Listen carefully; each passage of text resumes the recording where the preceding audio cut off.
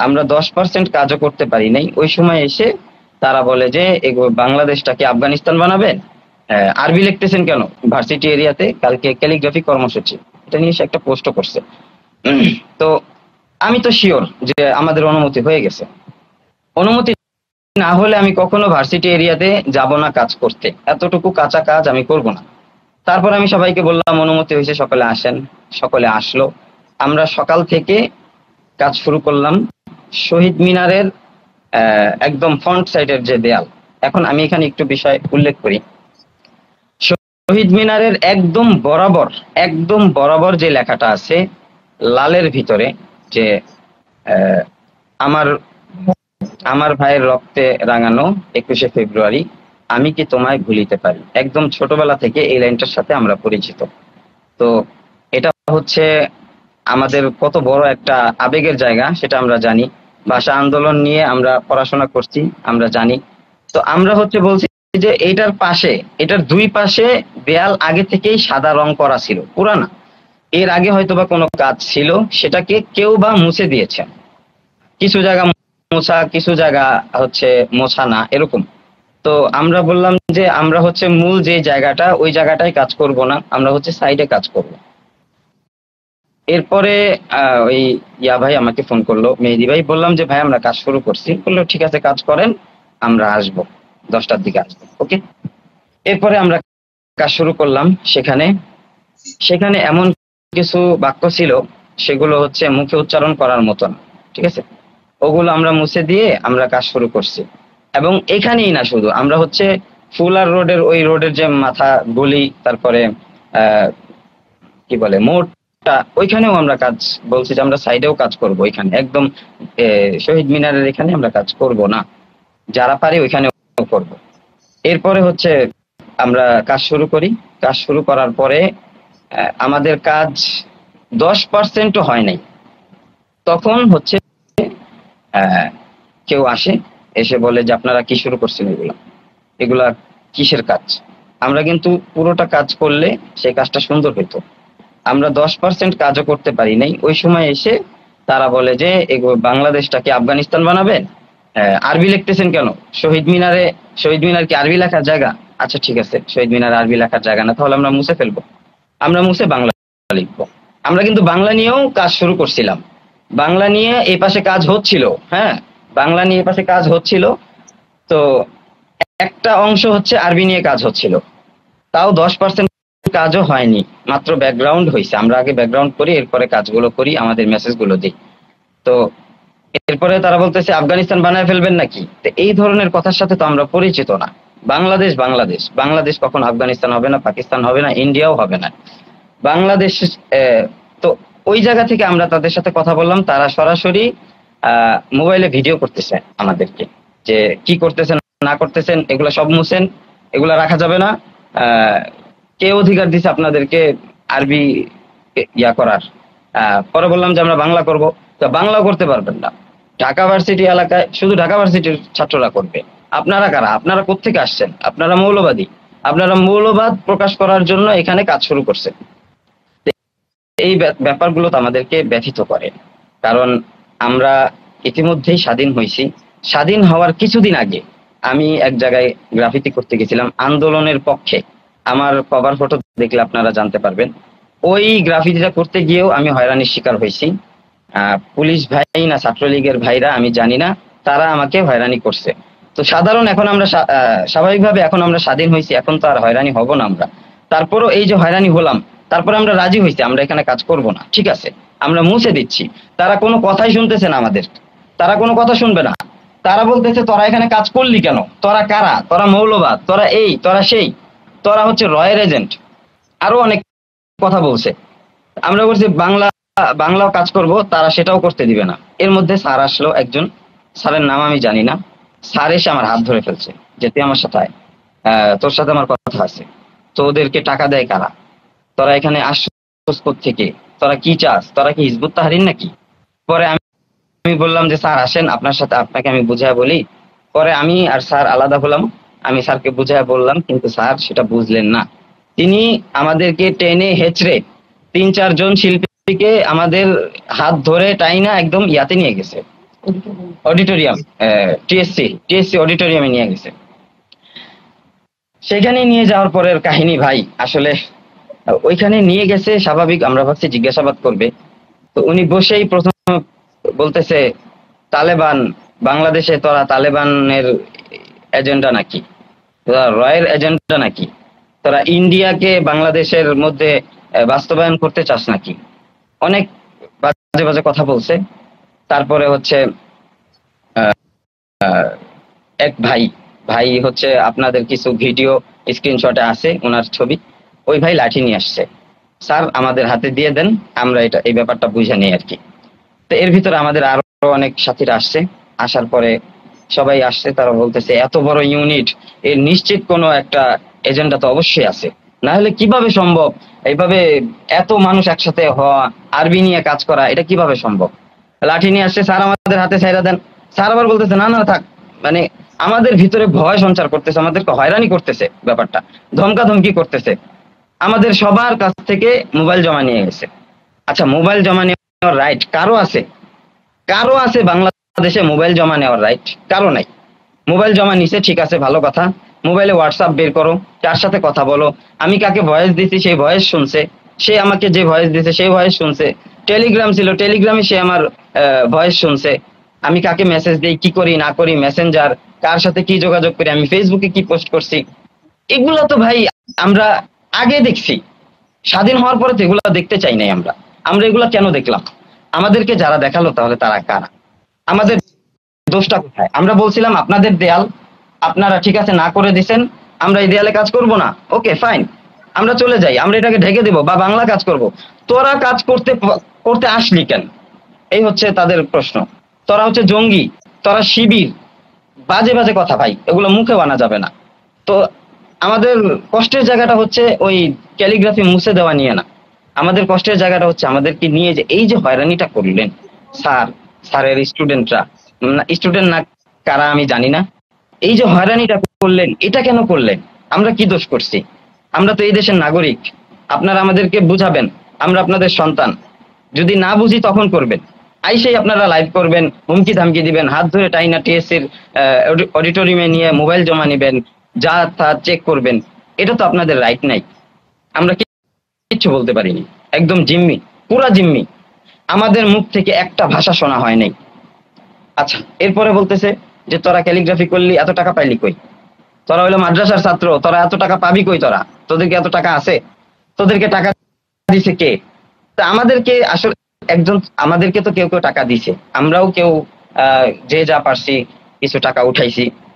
আমাদের এক বন্ধু, ওনার বাবার বন্ধু, এক মসজিদের খতিব, বড় আলেম, ভালো মানুষ, ওনার কাছ থেকে উনি আমাদেরকে 30,000 টাকা দিছেন।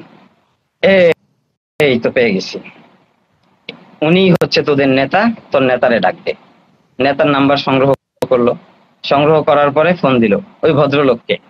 উনি কিন্তু কিচ্ছু জানে না, আমাদেরকে চিনে না, জাস্ট আমার ওই ফ্রেন্ডকে চিনে, আমাদের কাউকে চিনে না। ওই ফ্রেন্ড গিয়ে বলছে যে আমরা এরকম কাজ করব, আপনি আমাদেরকে কিছু টাকা দেন বা পারলে হেল্প করেন, এই টাইপের আর কি, ডোনেশন যেটাকে বলে। তো নেতা পাওয়া গেছে, এই লোককে মিরপুর থেকে নিয়ে আসছে হুমকি ধামকি নিয়ে। এই লোকটা ভালো মানুষ, আপাদমস্তক ভালো মানুষ, আলেম মানুষ, বড় মুফতি সাহেব।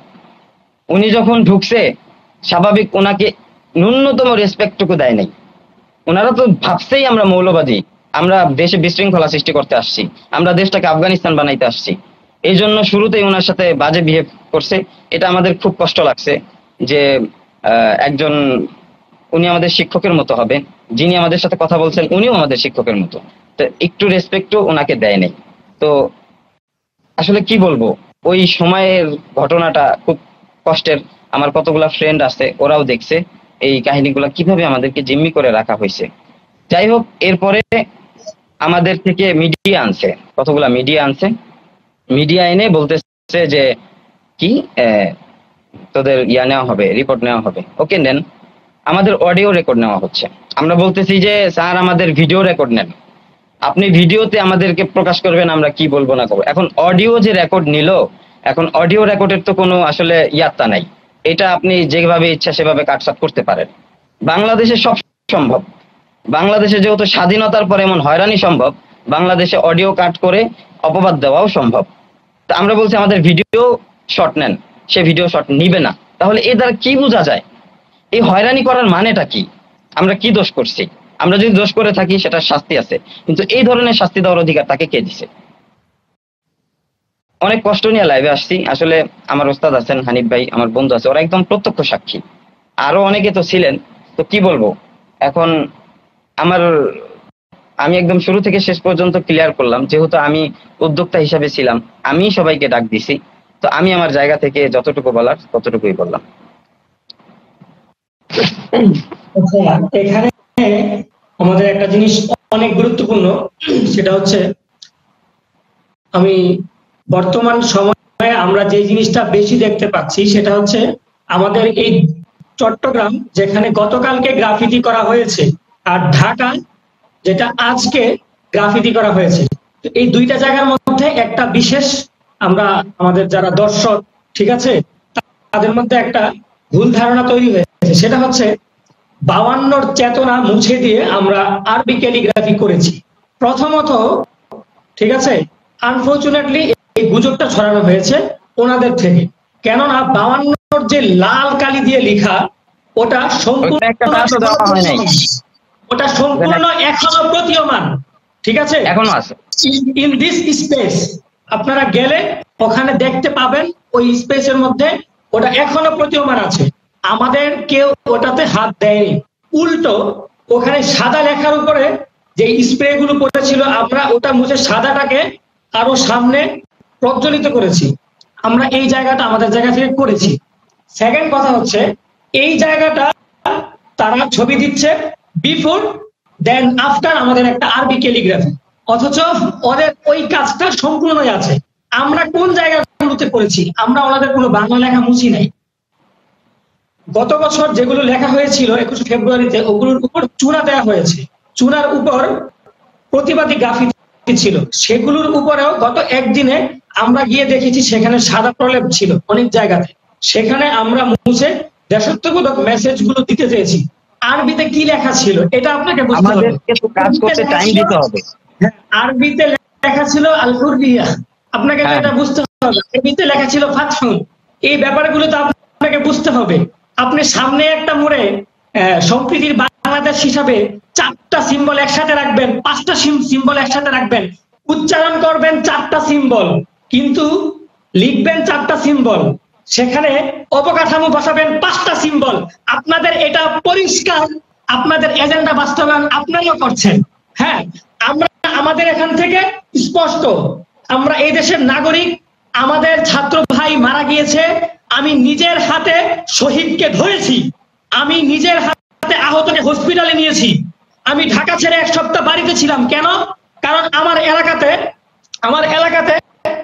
ধরা হচ্ছিল, পাকড়াও হচ্ছিল, আওয়ামী সন্ত্রাসরা বাড়ি বাড়ি চিনিয়ে দিচ্ছিল।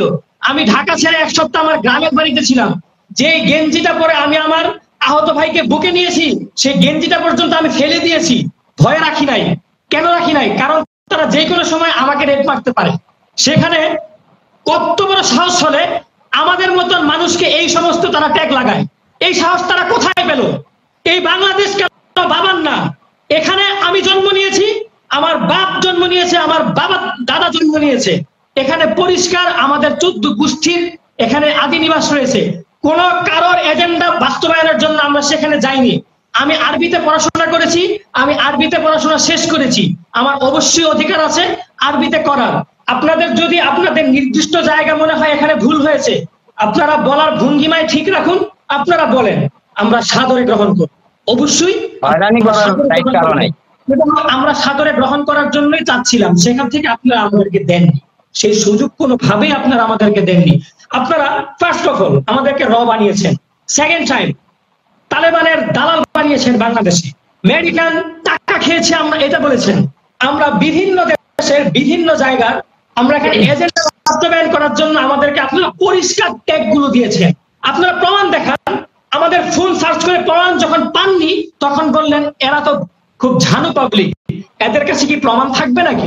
আমাদের চোখে মুখে যখন কোনো ভয় দেখছিল না তারা, তখন তারা বলছিল তাদেরকে তো প্রোটেক্ট করার জন্য পেছনে আছেই। উনি যখন আমার সামনে খুব চেঁচামেচি করে বলছিল তো একটা সময় একটা হাসির কথা বলে ফেলে, তো আমি হেসে দেই। আমার ভিতরে বিন্দু পরিমাণ ভয় ছিল না, আমি হেসে দেই।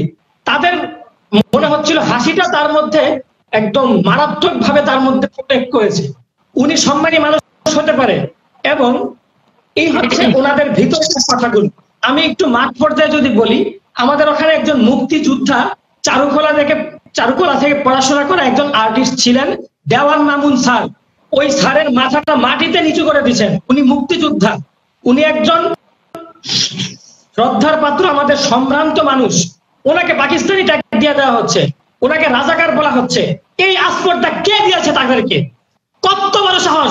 আমার যেমন বলার অধিকার আছে, একদম স্বাধীন বাংলাদেশে সে বলেছে আমার অধিকার আছে, অবশ্যই আছে, আমি অবশ্যই সেখানে বলতে পারবো। এরকম একজন মানুষকে তারা বলেছে। উনি আমাকে সন্ধ্যার সময় বলছে, বাবা এগুলো ডিলিট করে দাও। উনি মুরব্বী মানুষ, এই সমস্ত চাপ ওনারা নেওয়ার মতন না। আমরা ওনাদের সন্তান হিসাবে ওনাদের ইজ্জত রক্ষা করা আমাদের কর্তব্য এবং দায়িত্ব। সেকেন্ড কথায় আসি, যে ইমাম সাহেবকে বললেন আপনি 30,000 টাকা দিয়েছেন, এখানে ডোনেশন করেছেন, আপনি ফান্ডটা কোথায় পেলেন? আপনি কত টাকা ইনকাম করেন? একজন খতিব সাহেবকে বলছেন আপনি কত টাকা ইনকাম করেন? উনি 4 থেকে 5টা মিডিয়াতে উনি কাজ করেন, ওগুলোর উনি সাংবাদিক। ওনার 16 বছর সাংবাদিকতা পেশায়। যিনি ঢাবি থেকে অনার্স কমপ্লিট করেছেন, ওনার উপরে এরকম কলমগুলো তোলা হয়েছে। সেই ব্যাপারটা আপনারা প্রতীয়মান হচ্ছেন যে ওই জায়গাতে ওনারা কি করেছেন। একটা ছোট একটা মেসেজ দিয়ে রাখি আপনাদেরকে, ওনারা হয়তোবা সরকারের বিরুদ্ধে আন্দোলন করেছে, ওনারা হয়তোবা মাজলুম ছিলেন, কিন্তু সময়ের পরিবর্তনে মাজলুম বর্তমানে জালেম হয়ে গিয়েছে সুযোগ পেয়ে। এটা পরিষ্কার কথা, না হয় এভাবে বলতে পারে না। আমি শেষ করে দিব, এখানে তেমন কিছু আর বলার নেই। আমি যেটা মৌলিক আমাদের গুজবের যে ভুল জায়গাটা, সেটা আপনাদেরকে মাঝখান থেকে নিরসন করে দিয়েছি, যে আমরা ওনাদের মৌলিক কোনো কাজে হাত দেই নাই। চট্টগ্রামে মানুষ যেটা বলছে যে চট্টগ্রামে আমাদের একটা গ্রাফিতি মোছা হয়েছে, এটাও ভুল। আমাদের চট্টগ্রামের গ্রাফিতি এখনো সম্পূর্ণ অক্ষুণ্ণ রয়েছে, ওগুলো ঠিক আছে। আমাদের ঢাকার গ্রাফিতি গুলো মোছা হয়েছে। আরেকটা কথা, যারা বলে এইরকম হিপোক্রিসি মাইন্ড নিয়ে যারা চলাফেরা করে, যারা এইরকম মাইন্ড নিয়ে রান করার চেষ্টা করে, যেখানে মসজিদ থাকবে, মন্দির থাকবে, কিন্তু ধরে আমাদের সম্প্রীতি গ্রাফিতির মসজিদের গম্বুজকে মুছিয়ে দিয়েছে। এটা এখনো আছে। হ্যাঁ, এটা কিন্তু এখনো আছে, সাক্ষী হয়ে আপনারা দেখতে পারেন, সমস্যা নেই। এখন আমি শেষ জায়গাতে আসি। শেষ যে কথাটা বলেছে, মাদ্রাসাতে কোনো সামর্থ্যবান ছেলেরা পড়ে না। মাদ্রাসা কারা পড়ে? যাদের সামর্থ্য নেই। কারা শাপলা চত্বরে গিয়েছে, এতিম সব ছেলেদেরকে নিয়ে ওখানে নিয়ে মেরেছে, নির্বিচারে মেরেছে। আমাদের আলেম ওলামারা নাম ধরে আলেমদেরকে সরাসরি কথা বলা হয়েছে, ভাস্কর্য নিয়ে কথা বলা হয়েছে। আমরা সমস্ত ভাস্কর্য ভেঙেছি, এবং ভাস্কর্য ইসলামে নাজায়েজ কে বলেছে? আমাদেরকে তো আমাদের ওস্তাদরা নিয়মিত এগুলো নিয়ে মোটিভ করে। আমি একটা কথা পরিষ্কার ভাবে বলে দেই, আপনি যদি আপনার ধর্ম নিরপেক্ষতাবাদ অথবা সেকুলারিজম অনুযায়ী আপনি বাংলাদেশকে সেকুলারিজম করতে চান, আপনি হিন্দুত্ববাদ সম্পূর্ণ পালন করার ভূমিকা রাখেন, আমাকেও আমার মুসলমানের যেটা আছে সেটা আমাকে পালন করতে আপনাকে দিতে হবে। অন্যথায় এই যে সম্প্রীতি থাকবে না। আপনার দেশটা এখন স্বাধীন, আমি বলি দেশটা এখন স্বাধীন। সে যদি 2 কলম বলতে পারে, আমি 2 কলম লিখতে পারবো। সে যদি 3 কলম লিখতে পারে, আমি 4 কলম বলতে পারবো। এই স্বাধীনতা আমার আছে। যদি এই স্বাধীনতা ক্ষুণ্ণ করা হয়, এর যথেষ্ট বিচার চাওয়া হবে এবং করা হবে ইনশাল্লাহ। আরেকটা ওমর ভাই, আমাদের স্কেচ নিয়ে একটা সমস্যা ছিল। যেমন আপনি এখানে একটা পেপার দেখেন, এই পেপারসে আমি অনেক কিছু লিখেছি, তাই না? দেখতে পাচ্ছেন পেপারটা? অনলি রাফ শুধুমাত্র। এরকম একটা পেপারে আমাদের স্ক্রিনে দেখা যাচ্ছে একজন যে ওমর, আমাদের স্টুডেন্ট, সে একটা বিভিন্ন হ্যান্ড ছিল প্রতিবাদী। ওখানে তার 2টা জায়গা লেখা ছিল, একটা ছিল 52, একটা ছিল 24, এরকম পেন্সিল দিয়ে এরকম কাগজে লেখা। তো যেখানে 52 লেখা, সে প্রথমে 52 লিখছে, পরবর্তীতে সে চিন্তা করেছে যেহেতু 52 যে বর্তমানে 24টাই ফাইনাল, তো আমি কাজের মধ্যে 24টাই আনবো, এবং সে 52 লেখাটা কেটে দেয়। ওনারা এরকম করা শুরু করেছে যে আমরা 52কে 24 দিয়ে ঢেকে দিতে চেয়েছি, আমরা তাদের মুখের ভাষা কেড়ে নিতে চেয়েছি 24-এর দ্বারা 52কে। সম্পূর্ণ একটি ভুল মেসেজ ছিল, একদম ভুল বুঝাবুঝি ছিল। এই সমস্ত ব্যাপারগুলো থেকে এই বিষয়টা আমি ক্লিয়ার করি হানিফ ভাই এই বিষয়টা আমি ক্লিয়ার করে আসলে বলছি। আমি আসলে এখন যে দুইজনের সাথে লাইভে শেয়ারে আছি, তারা বর্তমান তরুণ প্রজন্মের সামনে বাংলাদেশি শিল্পী অঙ্গনের মধ্যে অনেক পরিচিত লোক। তাদেরকে অনেক তরুণরা ফলো করে, এর মধ্যে আমিও একজন, অনেকে আছে। তো আমি আমার পরিচয়টা বলি, ওনাদেরকে অনেকেই চিনেন, হয়তো সবাই আমাকে নাও চিনতে পারেন। আমার নাম মোহাম্মদ ওমর, আমি ব্রাহ্মণবাড়িয়াবাসী। আমি ব্রাহ্মণবাড়িয়ার ঐতিহ্যবাহী জামিয়া ইসলামিয়া ইউনিভার্সিটি মাদ্রাসার শেষ বর্ষের ছাত্র, তাকমিল জামাতে দাওরায়। আমি ছোটবেলা থেকেই অঙ্কন আর্টের সাথে আমার একটা আত্মার একটা সম্পর্ক। এখন আমি যখন বড় হই, মাদ্রাসায় পড়ি, আমি টুকটাক ক্যালিগ্রাফি করি, এটা একেবারেই শখের বসে, একেবারে নিতান্তই শখের বসে। এরপরে ধীরে ধীরে বড় হওয়ার পর আমি বুঝি যে না, এই অঙ্কনটার সাথে অনেক আসলে ট্যালেন্টের বিষয় আছে, সেগুলো আমার মধ্যে আছে, মানুষ আমাকে অনেক উৎসাহী করে। তো আস্তে আস্তে আমি এর সাথে জড়িত হই। এরপর আমি টুকটাক ক্যালিগ্রাফিতে যাই, ধীরে ধীরে আমি প্রফেশনালের দিকে আগাই।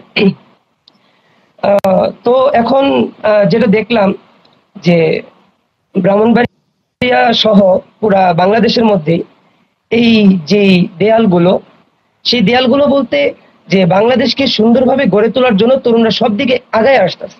তো সেখানে তারা সুন্দর করার জন্য বিভিন্ন পদক্ষেপ নিতেছে, তাদের বিভিন্ন পদক্ষেপ নিতেছে, অনেকে অনেকভাবে সাজায় তুলতে চাইতেছে। আমাদের ব্রাহ্মণবাড়ির মধ্যে ব্যাপক চাহিদা, ব্রাহ্মণবাড়িয়াতে ব্যাপক চাহিদা, কোনো কিছু এখন হয়নি, অনেক চাহিদা। তরুণরা সবাই মিলে আমি চিন্তা ভাবনা করতেছে, যারা সমন্বয়করা আছে আমরা তাদেরকে চিনি, চিন্তা ভাবনা করতেছে। তো সেই ক্ষেত্রে আমি জানতে পারি, ওসাইদ একদিন আমার সাথে কথা বলে যে আমরাও তো দেশটাকে সাজাইতে কিছু করতে পারি। হ্যাঁ, তো ইতিমধ্যে আমরা দেখি অনেক জায়গায় অনেক কিছু হয়। তো ঢাকাস্থ যারা আছে তারা একটা উদ্যোগ নেয়, সেই খবর আমি ফেসবুকের মাধ্যমে জানতে পারি। তো আমি চিন্তা করি, আমি ব্রাহ্মণবাড়িয়ার সন্তান, শিল্প সংস্কৃতিতে ব্রাহ্মণবাড়িয়ার অবদান বাংলাদেশে অনস্বীকার্য, সবাই জানে। তো ব্রাহ্মণবাড়িয়ার আমি এমন একজন সন্তান হিসাবে আমি চেয়েছি যে ঢাকায় এরকম এত উৎসবমুখর একটা পরিবেশে সবাই দেশ সুন্দরের জন্য কাজ করতেছে, তো আমি তো ওখানে অংশগ্রহণ করতে পারি, আমিও সবাই থেকে দেখতে পারি, শিখতে পারি, সবাই মিলে দেশটাকে সুন্দর করতে পারি। একদম সাধারণ চিন্তা, একেবারেই সাধারণ চিন্তা। আপনারা জানেন যে ফেসবুককে আমাদের এই আন্দোলনের স্বাধীন বেতার কেন্দ্র হিসেবে বলে দেওয়া হয়েছে, তাই ফেসবুকে মানুষ যে কানেক্ট হইতে পারে এটা সবাই জানে এখন। সেভাবেই আমরা কানেক্ট হই এবং সেইভাবেই আমি যাই। যাওয়ার পর আমরা দেখি যে যে দেয়ালগুলোর মধ্যে অলরেডি সাদা করা, এবং আপনারা এখনো গেলে দেখতে পাবেন যে তারা যে যেটা বলতে চাইছে সেটা যে ভুল। হানিফ ভাই যেটা বললো, যেটা বললো মাঝখানে লাল রেখা, সেটা তো আছেই, সেটাতে কেউ টাচ করেনি। আপনারা যদি আরো বামে যান, সেখানে দেখবেন বড় করে বিভিন্ন চিত্র দিয়া 52 পুরাটা বিষয় তুলে ধরা হয়েছে। ওখানে আমাদের কেউ একটা কলমের আঁচড় পর্যন্ত দেয়নি। ঠিক আছে, আমরাই না করছি। আমরা বলছি যে দেয়ালগুলো শেওলা পড়ে গেছে, এগুলো তো আরো সুন্দর থাকা দরকার ছিল, আমরা এগুলো মোছা যাবে না, এগুলো আমরা পক্ষে কথা বলছি। তো দেখা গেছে যে যখন আমি নিয়ে গেছিলাম, তো ওরা যখন সবাই কাজ করবে, অনেকে বাংলা, হ্যাঁ অনেকে। আর একটা বিষয় আমি আগে বলে রাখি যে আমাদের সাধারণত যে ধরনের কাজটা হয়, সেই কাজটার মধ্যে আসলে আরবিটা একটা আলপনার মতো কাজ হয়, বুঝে আসছে। মূল মেসেজটা বাংলা দেওয়ারই উদ্দেশ্য ছিল, হ্যাঁ বাংলাটাই উদ্দেশ্য ছিল। এরপর হচ্ছে আপনার আমি যে কাজটা করতে চেয়েছিলাম, আমি চিন্তা করলাম যে অনেক লেখালেখি করতেছে, আমি একটা মোরাল টাইপের কোনো কিছু, যেটাতে বর্তমান আমাদের এই সময়টা একটা মেসেজ পাওয়া যাবে, সেরকম কোনো কিছু করতে। তো আমি এত তাড়াতাড়ি সিদ্ধান্ত নিয়ে ঢাকা যাওয়ার আমার কোনো ইয়া ছিল না।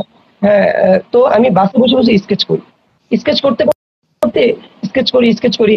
এরপরে পুরোটা জিনিস আঁকার পরে আমি 52 লিখি, যে এটা আমার 52। আমার কাছে মনে হইলো যে হ্যাঁ 52, আমি তো 24ও লিখতে পারি।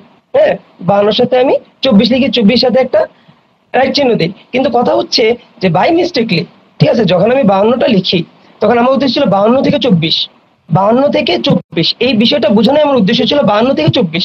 ঠিক আছে, তো বাই আপনারা জানেন রাফের মতো কত কিছু হয়, আমরা প্র্যাকটিসে কত কাটা ছেঁড়া এই সেই কত কিছু হয়। ঠিক আছে, তো বাই মিস্টেকলি, এটাকে মিস্টেকও বলা যায় না, আমি আসলে 24টাকে হাইলাইট রাখার জন্য আমার ব্রেনে, কারণ এটা হচ্ছে আমার একটা রাফ, জাস্ট এটা আমি এটা দেখে কাজ করি, আমি দেয়ালে কি কাজ করি সেটা হচ্ছে আসল মেসেজ।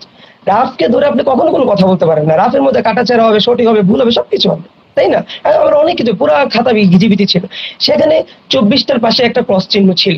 ঠিক আছে, তো এই বিষয়টাকে তারা যখন রাস্তার মধ্যে যখন 52 পাশে, তো যখন আমি দেয়ালে কোনো টাচও করিনি, দেয়ালের মধ্যে আমি শুধু আমার যে এরিয়াটা, আমি চোখ দিয়ে একটা এরিয়া করছি, তখনই একদল আইসা আমাকে বলতেছে, এই তোমরা কি করো, এগুলা সবকিছু ইয়া করো, তোমরা কি দেশকে তালেবান না? স্যার কি বলতেছেন? আমি বলি আমার কথা হচ্ছে যে যদি এরিয়া তাদের হয় তাহলে তারা যখন বলবে তখন কিন্তু আমরা মেনে গেছি যে হ্যাঁ আপনাদের যদি থাকে আমরা অন্য জায়গায় কাজ করবো, বুঝে আসছে কথা? কিন্তু উনি যখন আমাকে বলছে না, প্রথমে যখন কাজ করতে না করছে আমরা রিকোয়েস্ট করছি বাংলায় করবো, ওনারা বলছে বাংলায় করতে পারে, তখন আমরা বলছি আমরা আশেপাশে করবো, বলছে তোমরা আশেপাশেও করতে পারবে না, ঠিক আছে? আমরা কিন্তু অনুমতি নিয়ে গেছি, অথচ যখন এই আমার যে ইয়াটা ছিল সেটা তখন করাও হয়নি, তাদের একজন আসছে, আসার পরে তারা বলতেছে যে কি করেন, তখন আমি দেখাইছি আমার স্কেচটা, সে দেখছে, দেখার পরে বলে যে ঠিক আছে আপনি করেন, বলে যে আপনি করেন, তাদের মধ্যে একজন। তো আমি আবার আমার মতো করতে থাকি, পরে আরেকজন আসে, আসে বলে আপনারা কেউ করতে পারবেন না। এরপরে সবাইকে ধইরা নিয়ে যাওয়া হইতেছে গিয়া, সবাইকে আটক করা হয়, এই কথা বললে তারা সবাইকে নিয়ে যায় ঢাকা ইউনিভার্সিটি অডিটোরিয়ামে। আর ওখানে থেকে শুরু হয় হচ্ছে আমাদের ফোন চেক, আমাদেরকে জিজ্ঞাসাবাদ, আমরা এই কিনা সেই কিনা। আমি একটা সাধারণ শিল্পী হিসাবে যখন তরুণের জয়গণের সাথে আমি যুক্ত হইতে গেছি বাংলাদেশকে আগে নেওয়ার জন্য, তখন যখন আমাকে কেউ বলবে যে আমি বাহিন্য মুছে দিতে চাই, তখন এটা তো আমাকে হিট করবে, আমি তো তখন কষ্ট পাবো। আমি এই কষ্ট পাওয়ার জন্য প্রস্তুত ছিলাম না। এবং আপনারা যদি আমার আইটিতে যান, আমি আমার সংসারের, আমার পরিবারের একমাত্র ছেলে। আন্দোলনের সময় যখন আমি কথা বলছি, আমি ঘরের বাইরে আন্দোলনের শরীর করার যথেষ্ট চেষ্টা করছি, তখন আমার পাশে কান্না পর্যন্ত করছে। আমি বলছি যে আমার জানো যদি যায়, কিন্তু আমি দেশের জন্য করতে চাই। আপনি এখন গেলে দেখবেন দেশ আন্দোলনের ছবি আমার আছে, আন্দোলন যখন ধ্বংস করছে সেই ধ্বংস বিরোধী পোস্ট আমার আছে। এরপরে যখন ধ্বংস পরিষ্কার করা হয়েছে সেই পরিষ্কার করার পরিচ্ছন্ন কার্যক্রমের ছবিও আমার আছে। এই সবগুলোকে যখন আমি তরুণদের জন্য আমি ট্রাফিকের কাজও করছি, তখন আমি চিন্তা করছি আমি হ্যাঁ মন্দির পাহারা দিচ্ছি, রাত্রেবেলা আমি মন্দির পাই, সেই ছবি আমার পোস্টে আপনারা পাবেন। তখন আমি চিন্তা করছি যে হ্যাঁ দেশ সুন্দর হইতেছে, আমি স্বাভাবিকভাবে গেছি, ঠিক আছে। তখন যখন আমাকে স্বাধীনতা বিরোধী বলা হয়েছে, 52 ভাষা বিরোধী বলা হয়েছে, তখন আমি বলছি যে আপনি তো আমাকে এই কথা বলতে পারেন না। সাথে আমাকে বলে আমি এসবের লিডার, এইগুলা বই তারা আমাকে আমাকে আমাকে মারতে আসছে, আমাকে বলছে যে আমি লিডার, আমাকে মারবে, আমাকে খুন করে ফেলবে, এইসব আমাকে ছেড়গুলা দেওয়া হয়েছে। এরপর আমি তাদেরকে অনুরোধ করে বলছি স্যার এরপর আমি সরি, আপনারা যে কথা বলতেছেন আমরা এই কথাগুলো মাইনে নিতেছি, তারাও মানবে না। এবং শেষ পর্যন্ত তারা এটাই প্রমাণ করার চেষ্টা করছে যে আমরা দেশ বিরোধী, আমরা হচ্ছে পাকিস্তানের আফগানিস্তানের দূষণ, আমরা দেশকে ভারতের হাতে তুলে দিয়ে আমরা র এজেন্ট, এইসব কথা বলা হয়েছে।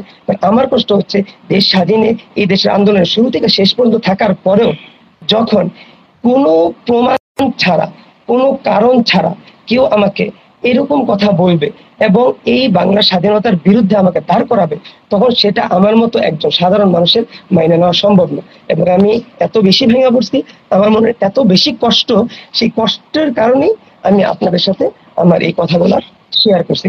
এমনকি তারা যে কথাগুলো বলছে কোনো প্রমাণ নেই, দেয়ালের মধ্যে যদি কিছু করা হইতো, তারা কথা বলছে দেয়ালে আমরা 5% কাজও করিনি, 5% কাজও আমরা করিনি, তারা পুঁজি কইরাই তারা ভবিষ্যতে সবকিছু বলে আমাদের। তাদের মূল সমস্যাটা আসলে আরবি নিয়ে ইংলিশ নিয়ে না, তাদের মূল সমস্যাটা হলো তারা যখন আসছে তখন দেখছে আমাদের মাথায় টুপি, অনেকের আমাদের গায়ে পাঞ্জাবি, এই জায়গাটাই হচ্ছে তাদের সমস্যা। কথা তারা কিন্তু আমার যে স্কেচের কথাটা সামনে আসছে, যেহেতু হানিফ ভাইয়া বলছে, তারা কিন্তু যখন আমাদেরকে অডিটোরিয়ামে নিয়ে গেছে তখন এইসব আমার স্কেচ দেখে নেই, তারা আমার স্কেচ দেখতে রাজি না। অডিটোরিয়ামে নিয়ে যাওয়ার পরে যখন খুঁটায় সবকিছু বের করে দেয়, আমাদের ইনস্টাগ্রাম, আমাদের মেসেঞ্জার, আমাদের টেলিগ্রাম, আমাদের হোয়াটসঅ্যাপ, কিছু চেক করতে করতে হঠাৎ করে আমার সাথে বলে স্যার এখানে তো 52 কাটা, এই তারা 52 মুছে ফেলতে চাস, এই স্যার এটা আমার প্র্যাকটিস নোট, এখানে অনেক কিছু থাকবে, আমি তো বল কোনো কিছু করিনি। কিন্তু তারা আমার কথাকে মোটেই অ্যাকসেপ্ট করেনি এবং তারা আমার সাথে এমন ভাবে তখন 52 কাটা না আরো অনেক কিছুই তো কাটা, 52 ওই জায়গার কাটাটাই তার চোখে পড়ছে। এবং আমার সাথে এমন ভাবে ট্রিট করা হয়েছে, আমার কাছে সাময়িক সময়ের জন্য মনে হয়েছে হয়তো আমি বাংলাদেশের কোনো নাগরিক না, আমি মনে হয় বাংলাদেশের কোনো নাগরিক না। তারা আমার সাথে এমন ভাবে কথা বলছে, তখন আমার কাছে মনে হয়েছে যে আসলে মানে আমার কোনো অস্তিত্ব আসলে বাংলাদেশের মধ্যে আমি দেওয়ার মতো কোনো কিছু না, আমি আসলে ভিনদেশী কেউ, আমার পৃথিবীতে আসলে আমার জন্মানোর পরে আমার কোনো স্বাধীনতা নাই, এরকম ভাবে তারা আমার সাথে অকথ্য ভাষায় আমার সাথে তাদের রাগ ঝাড়ছে, তারা এবং আমাকে দোষারোপ করার জন্য, আমাকে প্রমাণ করার জন্য যথেষ্ট শেষ পর্যন্ত কিছু পায় নাই। তারপরে বলছে আপনি তাদেরকে ছেড়ে দিতেছেন, এরপর আমি শিওর করে বলতেছি তারা হইতেছে কোনো এজেন্ডার লোক, এরকম কথা বললো। অথচ অনেক সাংগঠনিক কার্যক্রমে আমরা স্বয়ংসম্পূর্ণভাবে অংশগ্রহণে আছি, অনেক প্রমাণ আছে। আচ্ছা হানিফ ভাই লাইভটা শেষ করে দিব, শেষ বেলা কথা বলি, শেষ বেলা একটা কথা বলি, তারা আমাদের থেকে কোনো ভিডিও ফুটেজ নেয়নি। আমরা যারা স্টুডেন্ট ছিলাম আমাদের থেকে কোনো ভিডিও ফুটেজ নেয়নি, তারা হচ্ছে অডিও একটা ক্লিপ নিছেন। তো যদি কোনো আসে বার্তা বা যদি কোনো নিউজ আসে তাহলে সেটা মিথ্যা হওয়ার সম্ভাবনা 90%, এতটুকু বলে রাখলাম। যাই হোক, ভাই শেষ করে দেন, খুব অল্প সময়, টাইম হয়ে গেছে অনেক, শেষ করে দেন। আপনাদের যে কথাগুলো ছিল, প্রশ্নগুলো ছিল, মূলত সেগুলোর জন্যই আমরা অনেক রাতেই, দেখা গিয়েছে বিকাল বেলা এসছি, টুকটাক তেমন রেস্ট নেওয়া হয় নাই, তো সবাই সবার মতো বাড়িতে গিয়েছে, সেই জন্য রাত্রে আসতে দেরি হয়েছে। তো আমাদের জায়গা থেকে মোটামুটি আমাদের যে অবস্থানটা আমরা আপনাদের সামনে সম্পূর্ণ ক্লিয়ার করেই তুলে ধরার চেষ্টা করেছি। ইনশাআল্লাহ যতটুকু আমাদের সাথে ওইখানে স্পষ্ট সরাসরি হয়েছে সেখান থেকেই একটু অ্যাড করি। আমরা যা বলছি এর ভিতরে যদি কেউ কোনো বাক্যে মিথ্যা প্রমাণিত করতে পারে তাহলে সে যা ইচ্ছা তা করুক, সমস্যা নেই। আমরা এটা ওপেনলি বলে দিলাম। আমরা যেটা বলছি এর ভিতরে যদি কোনো একটা অংশ কেউ মিথ্যা প্রমাণিত করতে পারে, মিথ্যা তো সহজ বাংলাদেশে আজকে, কিন্তু এই স্বাধীন বাংলাদেশেও যদি মিথ্যা প্রমাণিত করতে পারে তাহলে সে যা ইচ্ছা তা করতে পারো। এখান থেকে আমাদের জায়গাটা আমরা সম্পূর্ণই পরিষ্কার করলাম। ছোট্ট করে যদি বলি, সেটা হচ্ছে ফ্যাসিস্ট সরকারের বিরুদ্ধে আমরা আন্দোলন করেছি। বাকি মোটামুটি আমরা যারা ওখানে ছিলাম, এটা একটা বলা যায় 2.5 ঘন্টার একটা রিমান্ড ছিল, যেখানে আপনাকে বলার সুযোগ দেওয়া হবে না, আপনাকে শুধু সার্চ করা হবে। আপনি 3 বাক্যের প্রতি উত্তরে যখন একটি শব্দ বলতে যাবেন, সেখানেও আপনাকে দাড়ি কমা ধরে আপনাকে নতুন করে 3 জন মানুষ আবার প্রোটেক্ট করবে। কেমন? তো বারবার যেরকম মানে ভেতর নিয়ে মানুষ বলে যে কোন গ্রুপ থেকে টাকা খাইছস, বল হ নাকি না, কার থেকে খাইছস, তোর মামা থেকে খাইছস নাকি তোর খালা থেকে খাইছস। মানে আপনি না বলার সুযোগ নাই, আপনি বলবেন হ্যাঁ আমার খালা অথবা মামা। এইরকম একটা ট্র্যাপের মধ্যে বারবারই তারা ফেলছিল যে আমরা কোথা থেকে টাকা খাচ্ছি এসে। তো আমি তো এই দেশে এমনি কোনো দেশ থেকে ভেসে আসি নাই, এখানে জন্মগ্রহণ করেছি। আমার 25-26 বছরের জীবন বাংলাদেশেই কেটেছে। হ্যাঁ, আমরা এখানে অন্য কোনো দেশ থেকে আমাদেরকে কেউ পাঠায় নাই যে আমাদেরকে এই সমস্ত কথায় আমরা ঘাবড়ে যাব বা আমাদের চেহারার কোন ধরনের অ্যাটেনশন পরিবর্তন হবে। তো এটাও আসলে ওনাদের কাছে অনেক বেশি চিন্তার ছিল যে চেহারার অ্যাটেনশন কেন পরিবর্তন হচ্ছে না, এত ভাবে তাদেরকে জেরা করা হচ্ছে, তো তারা নির্দ্বিধায় কেন কথা বলছে। তো এই ব্যাপারগুলো আসলে আমরা ওই সময়টা আমার কাছে সম্পূর্ণ, আমি যদিও খুবই স্বাভাবিক থাকার চেষ্টা করেছি, কারণ আমি সেখানে কোনো ওনাদের এরিয়াতে যদি উনি বলে আমরা রং জায়গাতে হাত দিয়েছি, তো আমরা তো সাথে সাথে বলেছি আমরা এটাকে ঠিক করে দিই, নিষ্কাশন করে দিই। কিন্তু আপনারা তো আপনি অন্যদিকে ব্লেম দিচ্ছেন, হ্যাঁ অন্যদিকে নিয়ে এটাকে ব্লেম দিচ্ছেন। তো সেই দিকে তো আমি কোনো জড়িত না। আমার জায়গা থেকে আমি 100% ক্লিয়ার, আমার জায়গা থেকে আমি সম্পূর্ণ ক্লিয়ার আছি। সমস্ত কিছু এই সে অনেক কিছু যেগুলো মানুষ বলতে পারে, এরকম ছোট লোকই কথা। তো ওনারা যেমন একটা কথা বলেছে, আমি একটু শর্ট করে আপনাদেরকে বলে দিই যে কোনো ভালো ঘরের ছেলে মেয়ে আওয়ামী লীগ করতে, সরি মাদ্রাসায় পড়েন, ঠিক আছে, কোনো টাকা পয়সা ওলা ঘরের ছেলেরা মাদ্রাসায় পড়ে। আমার বাবা একজন অবসরপ্রাপ্ত প্রফেসর, ঠিক আছে, অবসরপ্রাপ্ত সরকারি কলেজের প্রফেসর ইকোনমিক্স। সেখান থেকে আমি মাদ্রাসায় পড়ে কি দোষ করলাম নাকি রে ভাই? আমার বাবা আমাকে পড়াইছে, আমার মা ইডেন থেকে পাশ করা একজন মেয়ে। আমি কি এই দেশে কোনো জায়গা দিয়ে ভাইসা আসছি? ভাইসা তো হাসি নাই। আমার বাবা মা যথেষ্ট সম্ভ্রান্ত পরিবার, সেখান থেকে আমার জন্ম। আমাদের যে আর্টিস্ট গুলো ছিল, এই এক একটা মেধা কোনো কচুরিপানা থেকে ভেসে ওঠে নাই, প্রত্যেকটা বড় বড় ঘরের সন্তান। কিভাবে আমাদের এইরকম জায়গায় তারা কথা বলতে পারে? এই সাহস তাদেরকে কে দিয়েছে? এইরকম সাহস তাদেরকে কে দিয়েছে? তারা যেমন আমাদের কাছে এগুলো বলেছে, তারা যেমন আমাদের এজেন্ডা খুঁজতে চেয়েছে, আমাদেরও বাংলাদেশের নাগরিক হিসাবে এই উত্তর আমরা চাই যে আমাদের কওমি ঘরানা, মাদ্রাসার ঘরানা নিয়ে এরকম ঢালাও ভাবে মূর্খ গরিব ছোট ঘরের সন্তান থেকে আমরা উঠেছি, এই সাহস দুঃসাহস তাদেরকে কে দিয়েছে? অনেক রাত হয়ে গিয়েছে, অনেক কথা হয়ে গেছে, আপনারা দোয়া করবেন আল্লাহ তাআলা যেন আমাদের দেশে সম্পূর্ণ সবার জন্য শান্তির ব্যবস্থা করে দেন, সব মানুষ যেন নিরাপদে বসবাস করতে পারে, আমাদের দেশটা সেরকম বানিয়ে দেন।